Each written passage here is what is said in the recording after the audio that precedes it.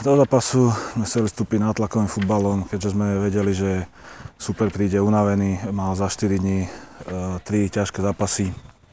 Chceli sme to využiť, bohužiaľ hneď z prvej štandardnej situácie supera sme dostali gól po hrubej chybe. Po 10-15 minútoch sme sa, chvála Bohu, prebrali, mali sme tam šance, dali sme vyrovnávajúci gól, mali sme tam nejaké ďalšie veci. Bohužiaľ v druhom polčase sme inkasovali znovu po hrubej chybe v obrane. Tam síce aj brankárka mohla chytiť, ale predovšetkým obrana tam zahrala veľmi zle. Znovu sme dostali gól.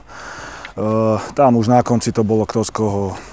Aj my sme mali nejaké útočné veci, aj super. Mrzí ma to, lebo chcel som tento zápas vyhrať, no nakoniec myslím, že môžeme byť zdraví aj s bodom.